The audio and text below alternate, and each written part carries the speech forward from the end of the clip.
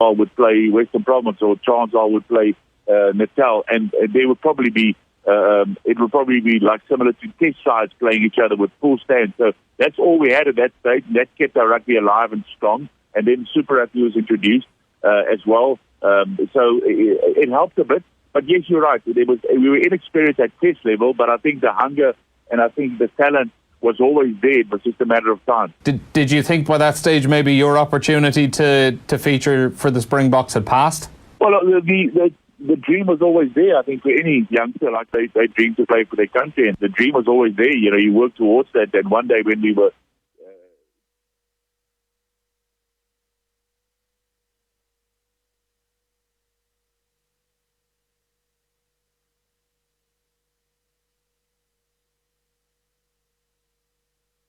Friday Night Racing. On Off the Ball. And they're off. Brought to you by Go Racing. Plan your day at the races at goracing.ie. Welcome along to Friday Night Racing. This is Johnny Ward standing in or sitting in for Ger Gilroy. I'm not sure where Ger is, but he's not here anyway. But two people who are. Tom Bugsy Malone. How's it going? Making your debut on the show. Friday night debut, yeah, Friday Night Racing debut. You've been heard a lot on the Communicore network over the last sort of few months. Yeah, 98 in the mornings generally, although I've been on News Talk today as well, so.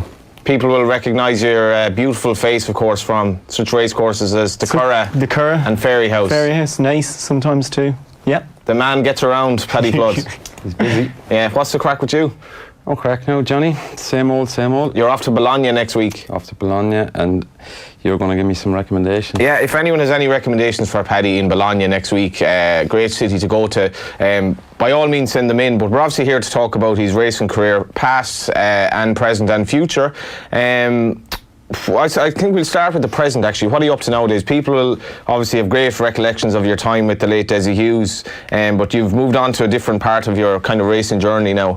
Yeah, I suppose I've landed back in Kildare again, in the Race Academy. I'm there full time since January, part time, kind of 2 years as a riding instructor. That kind of covers a lot of things, you know, from simulator work to schooling horses to just basically riding on a gallop. What does race entail to people who wouldn't have heard of it? Well, it's a school. Stands for something, doesn't it? R.A.C.E. Racing Apprentice Centre of Education, isn't it? Yeah. Did you get Paddy out of jail there now? Yeah. I was hoping to catch him out. It's like. In fairness, Paddy actually sorted me out because I rode in the charity race at Punchestown. So you have to go down for a day, and you have to spend a day in race, and this Paddy was your hacking around the back and distinctly uninspiring hack around the back on a fancied horse. I don't know if you remember this. Tom Malone was riding in the charity race at Punchestown. He's riding a horse who basically just about gets 7 furlongs over 1.6 miles. Yeah, but he was withdrawn on the day. He was withdrawn on the day, and lo and behold, the horse that was going to tear off out in front was a non-runner, and he got his leg up on a horse who actually had a chance. But what happened then? Had absolutely no chance. He did have a chance. Poor Man's Hill. Yeah, but he was literally pulled out of a field on the day. So it would have been up for a non-trier if it were under the rules of racing. There's a couple of people suggesting I definitely had a career in riding maiden hurdles, but Paddy can talk to you about that. But what was your day in race like then? It was amazing. You go down, they've got simulators. They actually have kind of retired race horses as well. They're kept amazingly, by the way, and the best of gear. And the plonkers like me come down and get to sit and cant around, and they just assess and say you're okay. We've 40 horses in there. 40? Yeah, mostly retired race horses. Not all of them are. They're all thoroughbreds, but some of them haven't raced, some of them have. Any names? Yeah. Do you remember Bubbly Bellini? I do, yeah. Aidan McGuinness, a former guest of the show. Yeah. Horse that ran in the Melbourne Cup for Johnny Murtagh. Went on to run the Japan Cup. Royal Diamond? That's the horse. Yeah. He's probably the best horse we have there. Not bad. Not a bad horse, yeah. Yeah, he's a bit quirky though, but he's no, you didn't put me up on him, thankfully. Yeah. How do they end up there then? So are they horses that are suitable for educational purposes, or? Yeah, well, the owners would ring up and say, look, I have a horse here thinks that will suit. Ring Barry Walsh up, and Barry will take it for a month. And, you know, I might ride it for a week. Paul, who rides out with me, might ride it for a week, and we'll just judge where he's going to go. You know, we don't need too many forward-going keen horses. We kind of need the in-between. We have very lazy, in between, and we have harder ones for, you know, schooling out the Curragh and stuff like that. So, but with the kids we take in, basically start off at the bottom and work your way up, you know. There was a documentary done on, I think, R.A.C.E, wasn't it, when they were tracking jockeys that were trying to make it, and it's very interesting because they're wet behind the ears. There's actually archive footage from R.A.C.E of R.A.C.E, I think, or the Curragh anyway, in the 70s or 80s, where young lads were coming in to but it probably hasn't changed that much in the sense of... But the thing that's changed is probably the height and the weight of kids nowadays. That's something that Joseph O'Brien has spoken about. He actually spoke about on the show that essentially people are getting taller and bigger, such that in the States they're all Latin American riders. Yeah. So is that something that you're noticing as well? Personally, yeah, I do notice it. And we went to Dingle last year with R.A.C.E, and Wayne Middleton, who was on the show with you before, came with us, and just, I can't remember the actual average and weight and height, but it would shock you. You know, they are getting bigger, they are getting heavier. What's the solution? I don't know. Do you have to raise minimum weights? I don't know, you're going to have a lot more amateurs, I think, then, if you don't. I mean, you look at guys in the weigh room now, and there are very few of those that you would take, like the likes of, you know, he's like a Willie Carson, who was literally 4'11" tall and could ride bottom weight in a handicap environment. Or Pat Shanahan, or, you know, them lads. I think that mould is gone. But then you look at top riders now, very few of them are very small. I mean, Chris Hayes, Wayne Lorden, they are... Yeah. But even they struggle a little bit. Yeah. But then you look at the younger guys coming through, only kind of Andrew Slattery, Killian Leonard, be lads off the top of my head, you would think would be naturally very, very light. Anyone else you would think would struggle? No, it's definitely a fact, because we can see it in the school, you know, and even last year there was probably 4 or 5 guys who might get a year and then have to step on and go jumping, you know, whereas, you know, 20, 30 years ago, they were coming that size and they stayed that size. But what was your weight like? It was good. I never wanted to go on the flat. I was always just mad keen for jumping. So just hunted from a very young age. And I started, I suppose, just jump riding. I was probably 8'6", 8'7", 8.5 stones, something like that. That's small for a jump jockey now when you think about it. But like, that's what we kind of were. Yeah. And I was kind of classed as the heavier lad, you know. I was never thought of as an apprentice. Yeah. Because I was always a little bit bulkier, you know. Let's go back to the start then. Like myself, no racing background. No racing background. My dad kind of just got me in through hunting. Was he into the hunting? Yeah. Still hunts, loves it. Started kind of there and loved speed to go with it as well, you know, so kind of ended up hunting with like a 2-pound saddle on a pony, a real good pony, you know. Did want to be good. Flying around with Charlie O'Neill's North Kildare Farmers Hunt every Sunday. And then just progressed to, okay, he can stand up on horse's back and jump. What's next? Pony racing. So we went pony racing, and your first pony, was it your first ride and the pony was a winner? Yeah, I got run away with it, and it just won. Yeah, like Tom would have on geological. 100% true. 100%. Yeah, Kieran Egan, John Egan's dad, rocked up with this chestnut horse for me and just said point it in the right direction, and we landed down in Uachtarard. That's County Galway, Galway, around the outside of a miles football from John pitch. Egan's country, outside of a football pitch. I think if there was a rope around it, I don't know if there was. And I had a job stopping this thing going to the start. Please tell me there's footage of this somewhere. I don't know, there might be actually. Billy Lee and... Yeah, not as good as that. Yeah. No, I just got bolted with it and just couldn't stop. Yeah. But it won. Won. This is something I've often thought about. You know the way you just fall into things in life. So imagine if every young lad and lassie in Ireland was told you're going to have to spend 2 weeks training to ride in a hunt and just see how you get on, and basically what percentage of people would absolutely fall in love with it? Oh, I'd say 90%. Would they? Yeah, because most people don't get up on a horse. If like, you have to be confident enough to go out and hunt on a horse. But there's no real other buzz. Now, it's not for the blood sport side of it. It's just the hunting I was doing was a 2-hour set course to start with. Right. No dogs. This is Charlie O'Neill. Yeah. Charles O'Neill, who's the head of Irish Thoroughbred Marketing. His dad had this amazing spot. Still going. Dara's still running it. Yeah.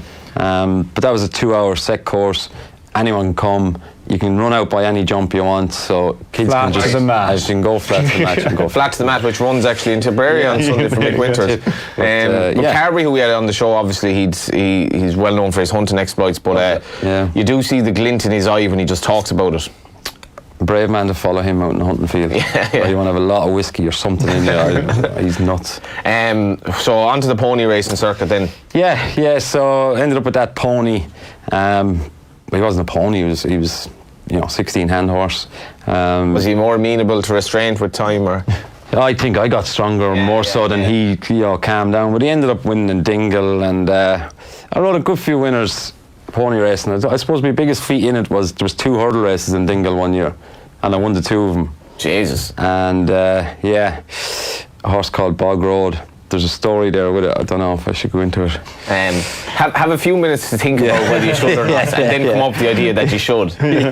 A hurdle race in Dingle must be some crack now. 2 of them, Saturday and Sunday. And what's the circuit like, roughly? It's not a bad track. It's literally downhill at start, real sharp end, climb a hill, downhill, and undulating. Yeah. I passed it now. I haven't been actually at the great spot now. We're going next month with R.A.C.E. just to be down there and show our presence. But anyway, 2 hurdle races. Nina was riding at the time. Who else was in it? But I'd heard at the start of the year that you had to be 18 to ride in it. So I kind of went, right, I think I was 14. So put have a Nadine coin. Put my date of birth different, just hoping someone might slip in. No one spotted it. So come the day, they go, no, he can't ride. And I said, I'm registered. That's my age. He took it. Okay. Exclusive revelations on Friday night racing. How did you enjoy it? Oh, sure. At the time, it was kind of easy. I started in the Desi Uses when I was 12, so I was schooling horses around the 8 for Desi when I was 13 and that, so it's a lot done at that stage. I just tipped around. How did you end up in Desi Uses so early? You got the bug then? Yeah, well, hunting and that. We had a family friend, Chris Delcross. He was Desi's head lad. Very, very good man. And I know the name actually. He trains now. He's up the north. Yeah. Chris is a great horseman, and he had said to my dad, sure, send him in to us on a Saturday and see how he goes. And just kind of started from there. I don't know about you, Tom, but definitely one of my favourite people in racing, and one of the genuinely sad. He got cancer, he recovered from it, and obviously he got it again. I remember it was in November when he passed away. I remember being at the funeral. Tommy Carberry, who's passed away since, was behind me at the funeral, and you had just all this racing royalty, but Irish people are great for going to funerals and all that, but this was a funeral where everybody really respected the man. Yeah, and what was he like to work for? He's a good man to work for. He expected you to work. Yeah. What would you like to work for him? Not great, but Desi was the first lad out there. No matter what time you got in at, he was mucking out. Yeah. So he expected you to come in and muck out more than he mucked out, Now I was a bit wild at the time, but I was fine when I was young. Until I got a bit of cash, then it went a bit.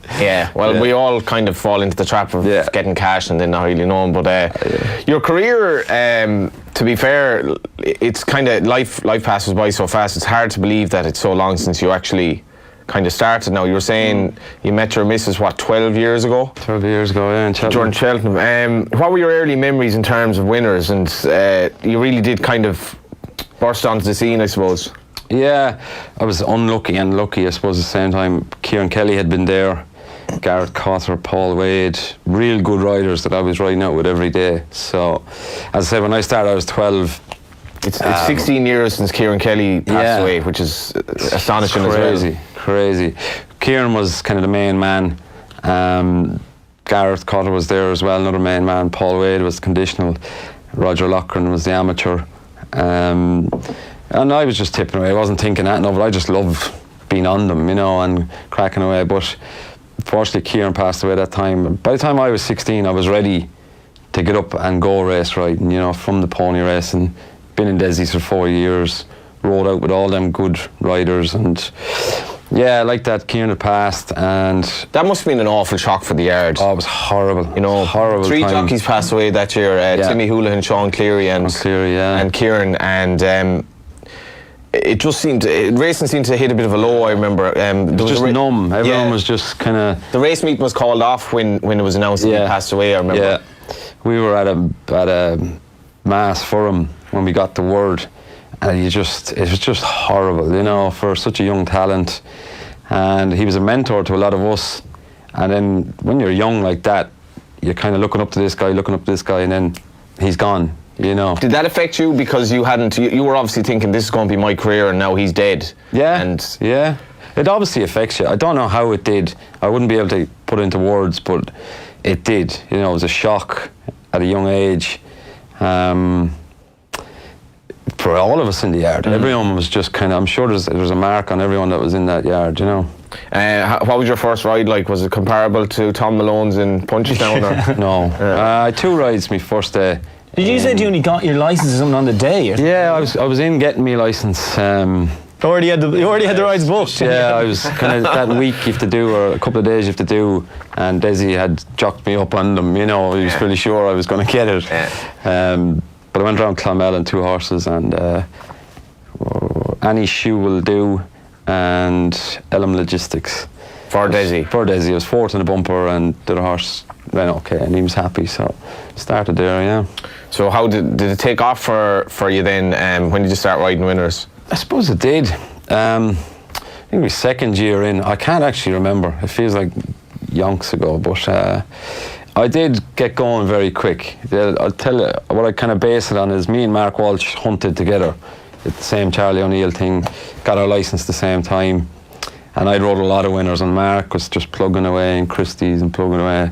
Quietly. Mark as flying, and I'm out, you know, so it's funny. Strange life. Yeah, well, you know, it's a bit like some soccer players. They get into it quick and get over it early, you know, they burn out or whatever. It's a great quote from Andy Mack after, you see the picture of Mark after he won at Cheltenham and he's kissing, there's a nice picture of him kissing Liz. Yeah. And he goes, known Mark, she's probably his girlfriend, and he's never told back to her. Yeah, that'd be Walsh. Mark is a man of very few words. Walsh, yeah. What a rider. Yeah, I seen him yesterday. He's still got a fair limp, but he was telling me I think he's 5 or 6 weeks away. Yeah, himself and Barry Geraghty to get badly injured more or less at the same time, kind of summed it up. But what were your favourite horses in the early days? Kuna Gray, Jesus, that seems like the last winner I backed, and that was 2006. That was lucky. I do remember that, all right. That was lucky. Paul Nolan. I wasn't booked to ride him. Geraghty was booked to ride him. Get injured? The race before it, cut his face and was brought to hospital. 2006 Galway Hurdle. Yeah.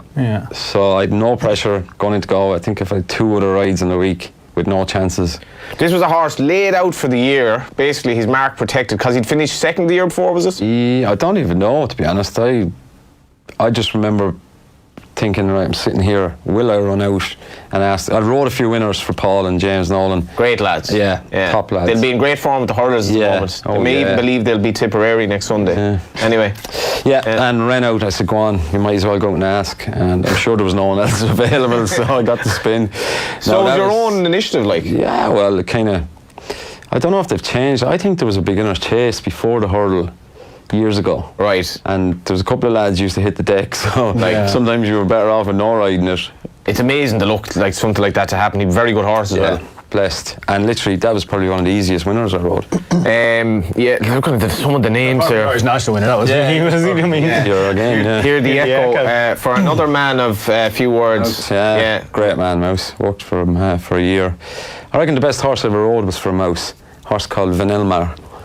Was second on him. Tragic end, didn't he? Just, things went wrong. He ended up fracturing something in his leg. But I still say he's probably the most... I'll have to look that up now. No. I think he might have been Suleimani because he was a rare enough. In any event, he was around at a time when Ireland had some crack novice hurdlers. Kev Tara? We'll have to look that up. Somebody's at home saying no. You're right. So the Vanelmar was the most talented horse you've ridden, you think? I mean, some of the horses you rode when you were in Eddie O'Grady's, some of the horses in the back in front, Pizarro, Ned Kelly down there, like. Yeah. A little Hardy Eustace. Yeah, Central House, Schindler's Hunt, Rare Bob. We had a nice team, Hardy probably wasn't the most talented horse of all time, but he had all the attributes. He had a special place for us because we rode him as a breaker. Yeah. I wasn't riding at the time. And I thought, I'd never get to see him. And the buzz we had of him winning in Cheltenham and, the kind of journey he brought the yard on. And then all of a sudden I was working for Mouse at the time. Desi rang me and said, look, if you want to ride this filly, you'll have to, stick with him. And I have another horse there, son, I think he'll win. And Julie, 2 of them went out and won, yeah. Big size in Europe, yeah. So I think he was 13 at the time, Hardy, but he was some horse. Do you remember those days? Brave Ink, Max Joy, Hardy Eustace, Max Joy, yeah. Incomparable, Archibald. Just those horses, that generation, the 4 or 5 years of hurdlers were just incredible. Cave Tara is indeed the right answer. When I think back in the Hardy Eustace days, you're happy because it's so great memories, and I had no involvement in the horse. Yeah, proper champion hurdles. A lot of people slate Paul's riding Archibald and that. Archibald was an exceptional animal. Just the likes of Brave Ink and Hardy just never stopped, never slowed down. If they had to go another half a mile, which Hardy did in Cheltenham, he won the 2.5.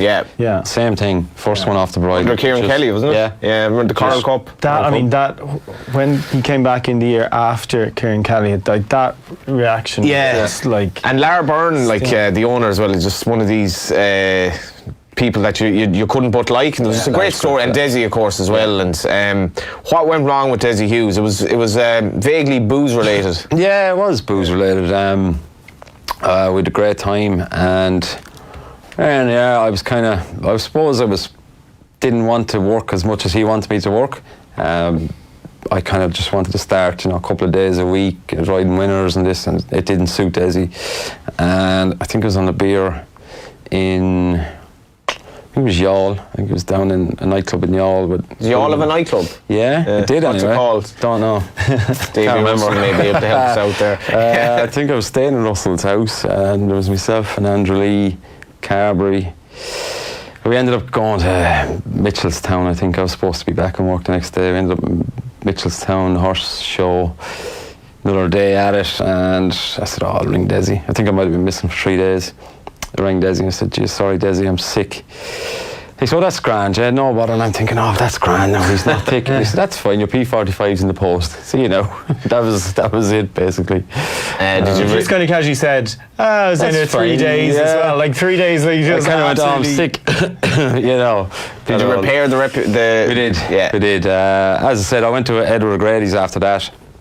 I think I was 19 at the time, and rode some lovely horses for Edward and really enjoyed it down there, but I'd only to work 2 or 3 days and I was just partying too much. I couldn't even do that. And Edward rang me. I think we were supposed to ride Pizarro and Back in Front and all that and give them a school around Tipperary, and I couldn't get out of bed. And he rang me. I think he was ringing me for a couple of days, got hold of me and said, look, you have 2 options. Either you go and get a bit of help and you can come back and your job's there, or just keep tipping on down the road. So it's very noble of him, in fairness. Fair play to him.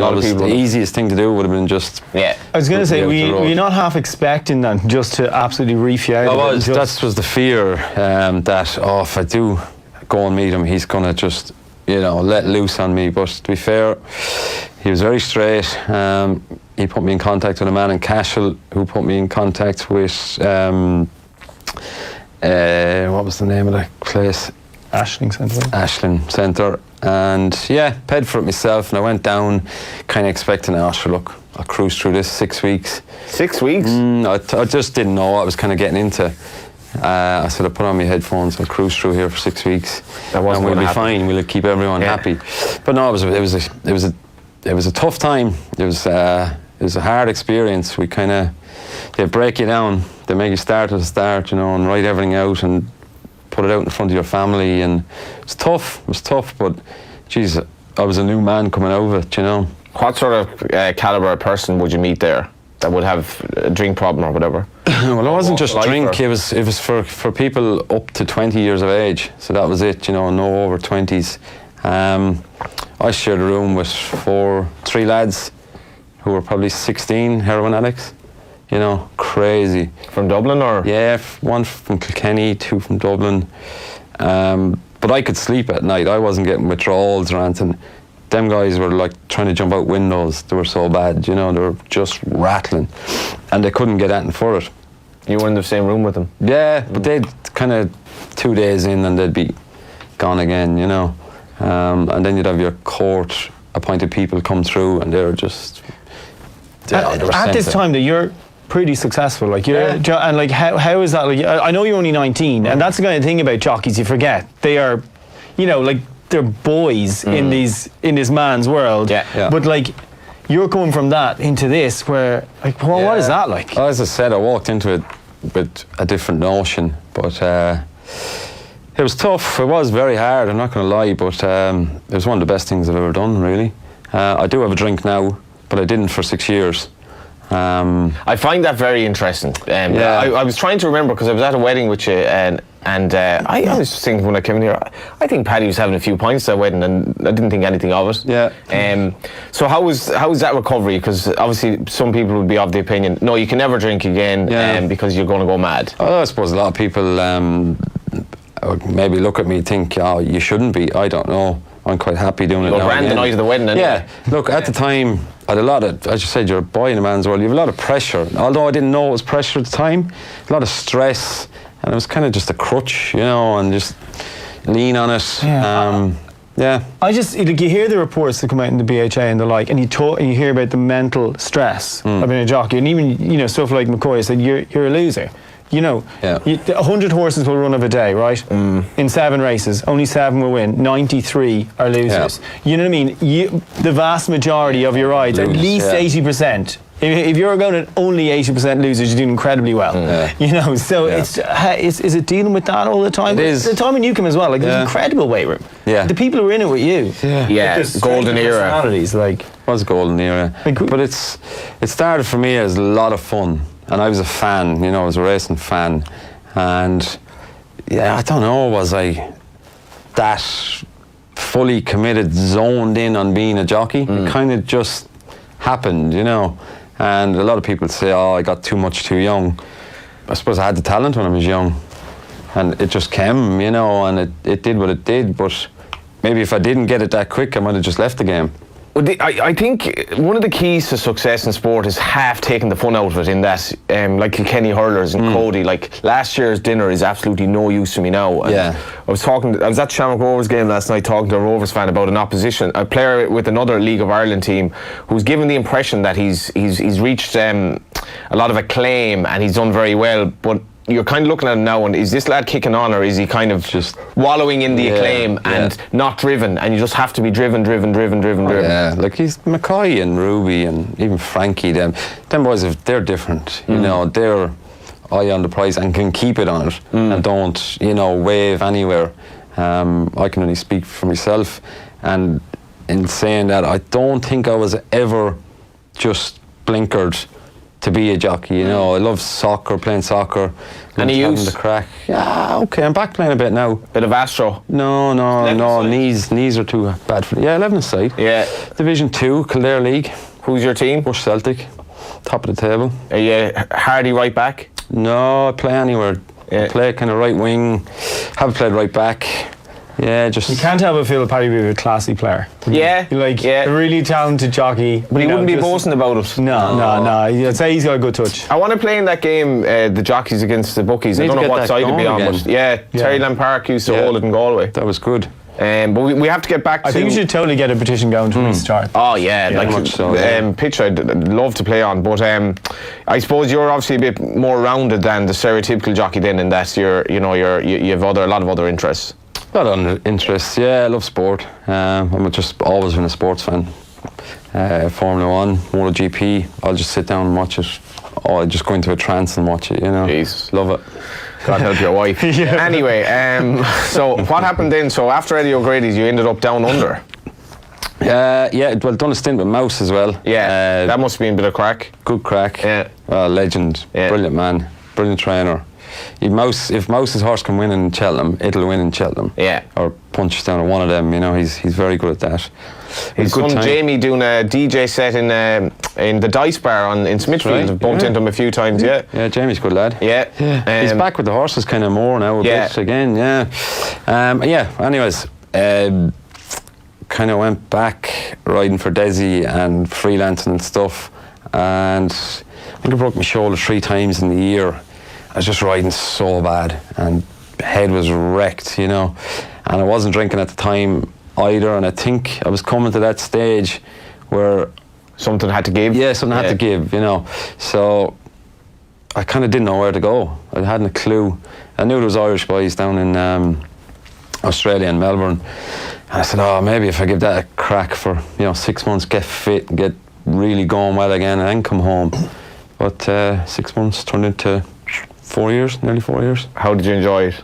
I loved it. I loved it. The racing kind of suited me because you didn't have to be really dedicated. 12 runners, jumping out of stalls, fences or hurdles. They jump out of stalls? Jump out of stalls. Racing over there is very punter friendly. It's the punter gets a fair shout at everything. If you rode a horse that led its last 5 starts and you didn't lead on it, you get brought in by the stewards to ask why. It has to be announced over the public to tell them this is what's going to happen today. Now I know the BHA have made overtures to that extent in regards to much. I find it a bit. Now I'm seeing this from a punter's point of view. So what you're referencing here, by the way, so we might be clear. Irish trainers have gone over to the UK, and as far as we know, only Irish trainers have actually been interviewed pre-race and asked what their pre-race instructions are with jockeys. Was it Dennis Hogan? Dennis Hogan, Ronan McNally and Charles Burns. I think that's absolute nonsense. And I've absolutely no right to tell you what way I'm going to ride that horse today. I mightn't even know how I'm going to ride it. It's not in the rule book. You don't have to do it. As Ronan McNally said, what am I going to say to Aidan Coleman? Yeah. Aidan Coleman knows far more about riding a racehorse than I will ever know. McNally, who recently trained a 16-year-old winner in Roscommon. So would you be the Australian side of way of doing things, or the Irish way? No, Irish way. I don't think there's anywhere better than Ireland, to be honest. Jumps racing wise. Yeah. The Australian horses, they were nice horses, but they were kind of burnt out flat horses. Yeah. I never rode a horse over there that. No, I won't say burnt out flat horses. They're not. They're nice type of horses. I never rode a horse that galloped through the line, even a 2-miler. That sort of way, like you would here. Yeah. You have a good horse that jogs around and it's full of horse through the line. Yeah. Just the kind of horse that makes you look forward to the next day. You're like, this fella now, he could go and he can win something. Out there, you're always just a length or two. You're always at the bottom of the barrel when you get to the line. But I had great fun. That's where I went and had a drink. I was sitting in a pub in Melbourne with James King and his brother, and they were having great crack. And I was kind of sitting there just feeling down, and I just said to you, man, just give us a pint of Guinness. Don't like Guinness, never drank Guinness. You don't like Guinness and you're trying it in Australia? Yeah, well, if you don't like it, you're not going to like it over there. There you go. And then I kind of said, right, grand, Was this your first pint? Yeah. Since? Yeah. Oh, wow. So I was kind of just sitting there, I just can't think of a Was more... that almost like a game of chicken or something? Just sitting there, I kind of knew. I said, once I said it to him, I said, right, I'm going to drink it, Of all things, like your last meal, right? You haven't had a pint in years. Something you don't You're in like. Australia, and you think, I'm going to have a pint of Guinness in Australia. That's wrong on every level. And how'd you get on? Good. Yeah. Good. Had 2 pints, and left it at that. Went home. Right, that's an alien concept to a lot of us, but it was different. But you came back. Yeah, look, I had a good time out there. I rode Gay Waterhouse. You'd know Gay, wouldn't you? Her first ever jumps winner. That was fun. They've a carnival over there, Warrnambool, in the May. It's like a week's jumps race and mixed with flat. Bit like Galway, but winter out there. That was great fun, every year was brilliant. Got a couple of winners there. Schooling a horse one day. You have to school horses publicly over there before they're allowed running a chase or run with blinkers. They have to do it in front of stewards. Jeez. So I was tipping away, soft ground, kind of minding myself on this horse. Just needed him to jump around, and he just knuckled over and my foot got stuck in the iron, and as he rolled my foot was stuck in the iron, so he broke my knee, he done me tibia, my fibia, the ligament and my left shoulder, and I kind of went, right, that was kind of... What age are you then? I don't know, 30 I suppose. You were 30 back then? Yeah, 31, something like that. And got back from it. It was worse than I thought, and it took me ages to get back. Got back, I rode a few winners, and Emma, we'd got married back here, and Emma got pregnant, so I kind of went, right, I think it's time to jump ship again. Were you worried about that? Is it maybe not as much for you because you kind of have a more outward way of looking at things, but it must be a shocking concept, like, I have to do something here. Yeah. you grow up all right, you're kicking the arse, really. Yeah, it's real life, you know. You can't dodge around it or do anything about it. You have to look after someone now, and that was it. Your little child. Yeah, Francesca. Francesca? Francesca, Isn't yeah. that Francesca Comani? No. Hopefully not. No. Is this your love of Italy? Well, yeah, there's something to do with it. Yeah, we think she was conceived in Italy. There's all sorts of revelations today. The Book of Revelations. Plenty of information there. Like, you wouldn't call her after the town and the bush? The bush. No, definitely not. Probably wouldn't get away with that one. So you're off to Italy next week, so you could have a child called Bologna in 9 months' time. Yeah, might, yeah. So what did you actually do then subsequent to your retirement? Well, I kind of retired quietly. Never said that. I just done it myself. I'd been in touch with R.A.C.E before I left for Australia, and there wasn't really a role there. And I just always kept in touch with them. It was kind of a place I thought I'd like to work, you know. And lucky enough, I got in there then when I was back for part-time hours, and just kind of bedded my way in, you know. It's a good team down there. The guys get on well. I think we work well together at the minute. It seems to be going good, and they offered me a contract in January, and I duly snapped it up. Are you happy? Yeah, that's the main thing. Yeah. Seeing these kids come in, like, what's that like? Do you feel like when you see them come in, they're 16 and they're bright-eyed and bushy-tailed, and you're like, they look on Paddy as the old lad with the stories. Oh, I could tell you. I still don't think that. No, it's good. Last year's group have graduated a couple of weeks back, and to see where they came from when they started to what they ended up as, you get a good kick out of it. You know, it's a nice place. Like, how different is it going to be for them compared to what it was for you? Like, you talk about the size of the kids first and foremost, but like the facilities they have now as well seem to be far more superior to what was. Fitness-wise, Wayne does a brilliant job. Nutrition, mental health, that's all. Now, I would say there's a lot of work to do, but it's all getting there. It's going the right direction. But do you think things would have been different for you if those kind of facilities had been there? If I could pick it up myself and go and ask someone, I think it could have been different. But it was very hard to find, or to kind of think, oh, you can't be looking for help, you know, you have to be the Tommy Carveys. And I was thinking about this because I read a few articles, and you're like, this is from like what, 2006, 2007, like. Now it's all like, oh, it's okay to be okay, and all these, like, you know, inspirational messages on social media. But back then it wasn't like that. Like, it was some of the comments from the articles I read is searing stuff from you, and just like, it's like, whoa. It's very sad the amount of lives that have been lost because of that taboo. Absolutely. And like, that's probably the guts of a dozen years have passed in that time or more. And it's changing for the better, and hopefully it keeps improving. What needs to be done? Because you kind of alluded to that more needs to be done there. I don't know, Johnny. I don't know. Dr. McGoldrick done wonders to get it as far as he did. I don't know what the next step is, to be honest. Your guess is as good as mine, and I think everyone's a lot more open to it now. So, I don't know, get smarter people than me to sit down and think it through, you know. The other thing, some of the stuff you like got away with, you totally wouldn't get away with now either. Oh yeah, there was no breathalyzers then, so there was a couple of days now I did turn up and I would have failed it, you know, but we got away with it anyway. So I remember doing a piece with Shane Kelly, the writer, on his well publicised sort of cocaine issues, but unbelievable. Like, it was, he was so vivid in the nightmare picture that he presented to me just about, and what really staggered me was his ability to get away with it in Britain. Basically just manipulating the tests, essentially using someone else's piss, it's mad, and getting away with it for years and years and years. And that's a bad thing, getting away with it, because you probably brought him down to a deeper hole, you know. Same with me. If I'd have been caught earlier, who knows what would have happened, but that's hearsay. But as I said, the kids nowadays, there's no Desi Hughes. Where's the jumps trainers on the Curragh? The Curragh as a training ground, the quality of horse doesn't seem to be there anymore. No, and the flat horse are there, okay, but it's a very good point. Name me a big jumps trainer on the Curragh, or a jumps trainer. Like the general. Who is knocking around there from the jumps fraternity now? Alan Fleming. Yeah. Alan wouldn't have that many. No. Conor Dwyer, small yard. Yeah, and Conor nearly has more flat horses now. Yeah.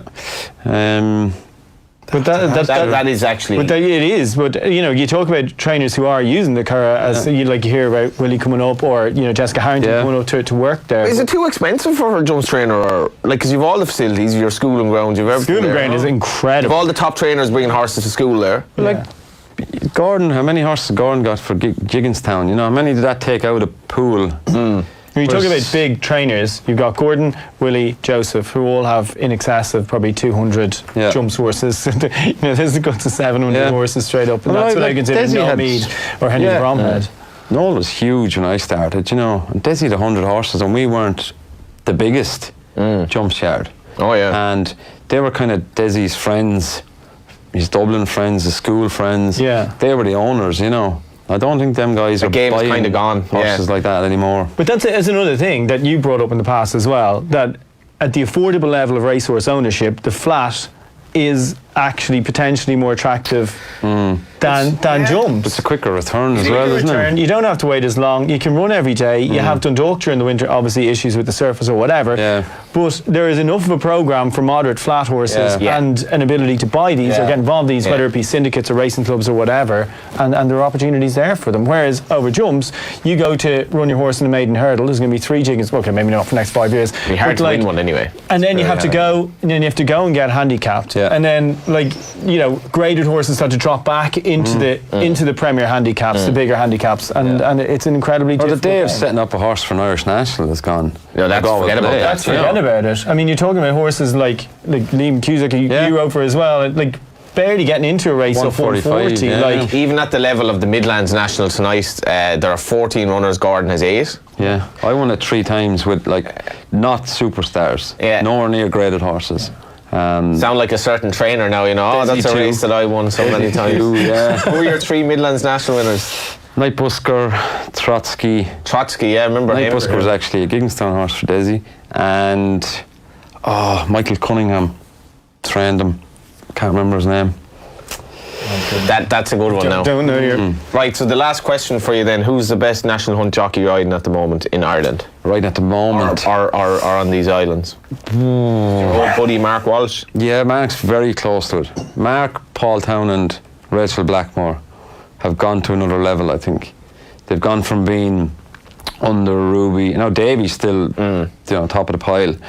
They've took that step where they're going to Cheltenham. They're riding winners in Cheltenham. They're going to Aintree. They're riding winners in Aintree, and they're not happy unless they do. So they've taken that next step. They're not just happy to be there to riding. They're getting their winners. Tom, have you done any research on the racing over the weekend? The weekend, we got the Oaks. Happy days. Looking forward to the Oaks. I'll have last non-Irish, non-Aidan O'Brien Irish trainer to win the Oaks. Paddy Mullins. Ooh. Vintage Tipple. Yeah, 2003. What? So since 1999, only 3 Irish trainers have won the Irish Oaks. Oh my God. Aidan O'Brien obviously 100 million times. Paddy Mullins and Jim Bulger. So look, English trainers have dominated. They're pretty strong. Obviously, Pink Dog, good favourite. Yeah. Just to mention first, the Total Irish Injured Jockeys Charity Fund received a nice injection of cash after a lucky road struck for the red-hot Gavin Cromwell stable last Sunday at Sligo. Duly obliged again on Thursday. He also sent the horse out to win again at the Clarny Festival yesterday. Okay, I just said that. The fund now stands at an impressive €6,329.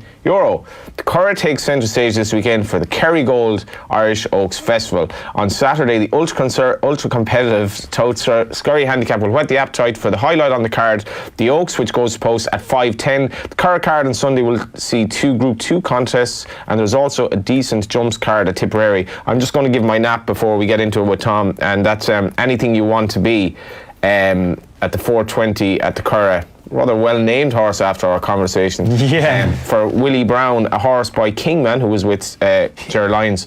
I was doing tipping earlier on, and I was on about Invincible Spirit. Tip 2 horse by Invincible Spirit, and then you're tipping a horse by his son, Kingman, and the cycle continues and all that.